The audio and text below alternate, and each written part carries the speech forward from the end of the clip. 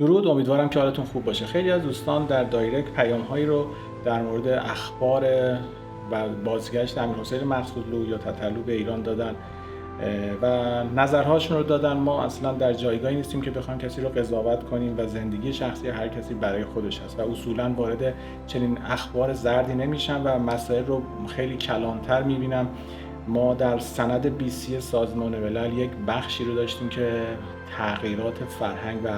از بین بردن فرهنگ‌های بومی هر جغرافیا هستش که یکی از ابزار اونها سلبریتی، مدیا و به هر صورت فضای مجازی هستش که طی چند سال گذشته به صورت فری در اختیار مردم جهان قرار گرفته. باید ببینیم که در سند بیسی چه دستاوردهایی رو برای ایران پیش بینی کردن. چیزهایی که در داخل ایران پیش بینی شده: عادی سازی روابط نامشروع که جامعه ما نمیپسنده، حالا شاید در جامعه‌های دیگه پسندیده باشه. سکس، الکل و مواد مخدر عملاً باید عادی سازی بشه که دیدیم طی 6 سال گذشته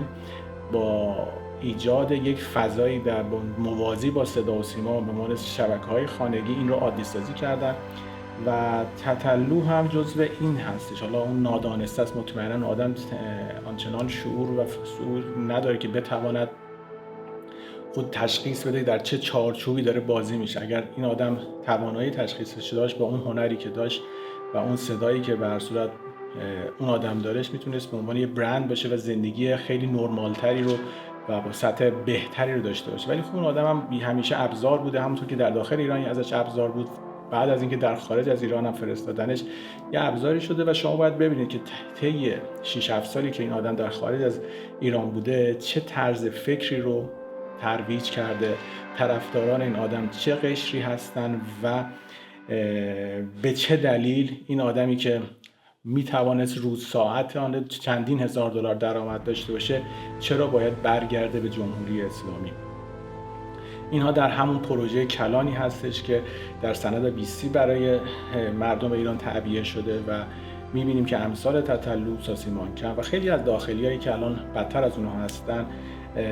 عملا فرهنگ و سنت بومی ایران رو در حال تغییر میده. حالا من نمیخوام بگم خوبه یا بده، این هم بازم نظرهای متفاوتی هست، ولی پروژه تتلو هم دقیقاً در راستای همین قضیه هستش. حتی خیلی ممکنه کسایی که اصلا ندونن چنین پروژه‌ای هستش فکر کنن دارن تتلو رو برگردونن که بخوام مجازاتش کنن. این امکان عملاً صفر. هیچ اتفاقی برای این آدم نخواهد افتاد و در یک پروسه تطهیر میشه و به جامعه ایرانی اماله خواهد شدش و مطمئنا شاید بتوان در داخل ایران هم کنسرت بذاره، چون جامعه ما نیازمند تغییر هستش، چون یک اجماع جهانی برای از بین بردن فرهنگ هستش که توانستن تا حدودی انجام بدن و با اتفاقایی هم که داریم میبینیم هر روز این الگوریتم تکمیل تر میشه.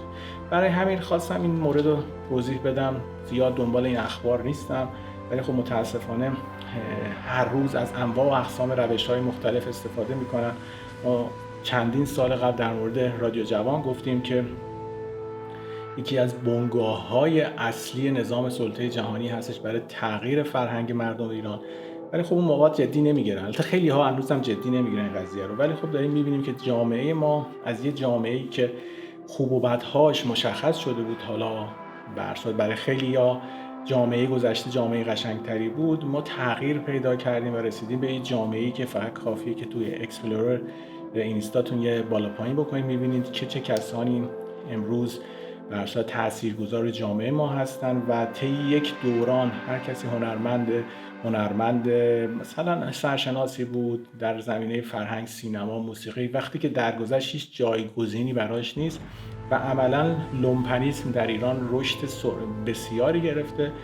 و پروژه این آدم هم یک پروژه‌ای هستش که حساب شده هستش و بدون شک لابی‌های در داخل جمهوری اسلامی این چراغ سبز رو دادن که این آدم برگرده و بازی‌های خودشون رو پیاده کنن. این یک توضیح کوتاهی بود در مورد سوال خیلی از دوستانی که امروز دایرکت رو نگاه می‌کردم، پر از اخبار انواع و اقسام در مورد بازگشت تتلو بود. خیلی راحت یک لابی که فساد چای دبشو پرده نمایی کرد، یه لابی دیگه آوردن تتلو یک مقدار مواظبت رو رعایت کرد و بعضی من خندم میگیره که مردم ایران که درگیر این همه مشکلات هستن، نظر آب و هوا، اقتصاد و این همه بیماری هایی که هر روز داره مردم باش دست و پنجه نرم میکنن، مشکلات اقتصادی، مشکلات معیشتی مردم، درگیری ما در فضای مجازی به چه سمت و سوی میره. یه روز چای دبش، یه روز تتلو، هر دو توسط لابی های جمهوری اسلامی. شبتون بخیر.